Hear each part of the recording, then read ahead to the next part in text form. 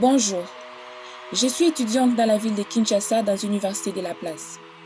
Aujourd'hui, j'aimerais m'adresser à toute la population congolaise et vous parler d'une personne qui est personnellement un héros et sur ce qui est combat citoyen. Les Larousse nous enseigne alors que, oui, le combat est une lutte ou un conflit violent entre deux ou plusieurs personnes ou une organisation. Souvent, l'objectif est généralement d'établir une domination sur la partie opposée et c'est lui qui gagne à les pouvoirs. Plus tard, la réalité nous fait face et les médias font tomber les rideaux. Et nous avons découvert des personnes comme le docteur Denis Mukwege qui s'est consacré aux femmes ainsi qu'aux enfants torturés et violés dans son pays.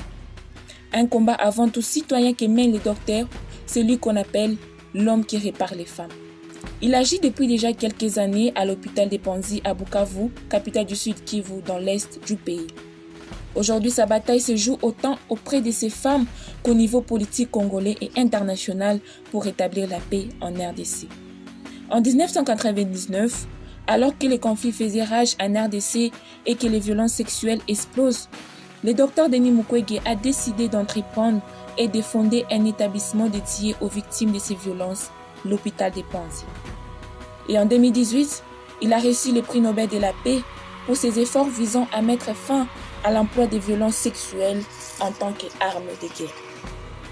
Le travail et l'engagement du docteur et ses collègues sont des sources d'inspiration comme le sont tous les acteurs de la lutte contre les viols et les mutilations et toutes les formes de violences physiques et mentales infligées aux femmes et aux enfants à travers le monde.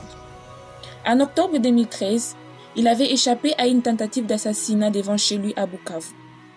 En quelques années seulement, le docteur Denis Mukwege et son équipe ont soigné plus ou moins 100 000 femmes, la plupart victimes des pires violences, comme si le corps de la femme était devenu un véritable champ de bataille au Congo.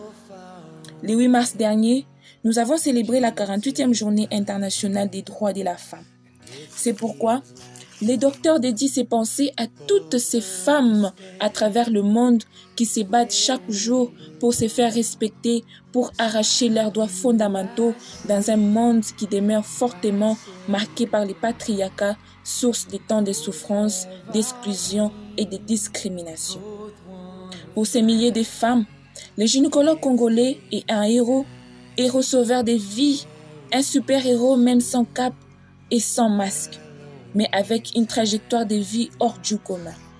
Le prix Nobel de la paix en 2018, les médecins ne réparent pas seulement les femmes mutilées dans les conflits qui secouent la région du Sud Kivu, il prend aussi son bâton de pèlerin pour plaider la cause de l'égalité et réclamer une fin définitive à la barbarie et au massacre.